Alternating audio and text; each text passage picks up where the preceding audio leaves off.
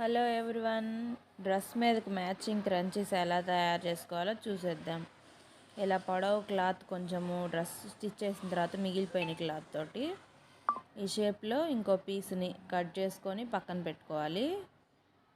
ఈ విధంగా వీడియోలో చూపిస్తున్నట్టు పైన 1 ఇంచు అలాగే కింద కూడా 1 or 2 ఇంచు గ్యాప్ వదిలేసి స్టిచ్చింగ్ చేసుకోవాలి. ఇలా స్టిచ్ చేసిన తర్వాత ఈ క్లాత్ని ఏదైనా నీడిల్ కానీ ఏదైనా పుల్ల సహాయంతో రివర్స్ చేసుకోవాలి. మనం లట్కన్స్ అవి చేసేటప్పుడు థ్రెడ్ రివర్స్ చేసుకుంటాం కదా, అలా రివర్స్ చేసేసుకొని దాంట్లోకి మీ దగ్గర ఎలాస్టిక్ ఉంటే ఎలాస్టిక్ యూజ్ చేయొచ్చు. నా దగ్గర ఎలాస్టిక్ లేదు, అందుకని చెప్పేసి ఇంతకుముందు యూజ్ చేసిన ఓల్డ్ రబ్బర్ బ్యాండ్ ఉంటే దాన్ని కట్ చేసి దీనికి యూజ్ చేస్తున్నాను నేను. ఈ విధంగా పిన్నీస్ తోటి దాన్ని లోపలికి ఎక్కించిన తర్వాత ఇలా నీట్గా ముడేసేసుకోవాలి. ఇలా ముడేసిన తర్వాత మనం అటు ఇటు 1 ఇంచ్ క్లాత్ అయితే లీవ్ చేసాం కదా, ఆ క్లాత్ని రివర్స్ చేసి ఆ క్లాత్ రెండింటిని జాయింట్ వేసేసుకోవాలి.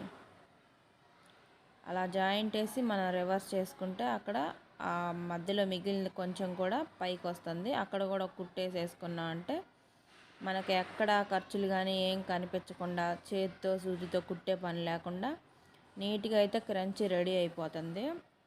ఈ క్రంచీకి మనం కింద హ్యాంగ్ అయ్యేలాగా ఇందాక కట్ చేసుకున్నాం కదా క్లాత్, ఆ క్లాత్ని కూడా సేమ్ ఇలాగే మధ్యలో కొంచెం గ్యాప్ లీవ్ చేసి స్టిచ్చింగ్ చేసుకోవాలి. ఆ లీవ్ చేసిన గ్యాప్లో నుంచి మనం ఈ క్లాత్ని రివర్స్ చేసుకోవడానికి అయితే ఉపయోగపడుతుంది అన్నమాట. దాన్ని ఆ లీవ్ చేసిన దాన్ని మనం తర్వాత పైనుంచి ఇంకో కుట్టు వేసుకోవచ్చు. ఈ విధంగా హోల్లో నుంచి అటు సైడు ఇటు సైడు రెండు వైపులా రివర్స్ చేసేసుకుంటే ఆ గ్యాప్ను కూడా పైనుంచి స్టిచ్ వేసేసుకోవచ్చు. కార్నర్స్ ఇలా నీట్గా చేసుకోవాలి, అప్పుడే మనకు ఫినిషింగ్ అనేది నీట్గా వస్తుందన్నమాట. ఈ విధంగా కార్నర్స్ నీట్గా కుట్టిన తర్వాత ఆ మధ్యలో గ్యాప్ని కూడా నేనైతే స్టిచ్ చేస్తున్నాను చూడండి.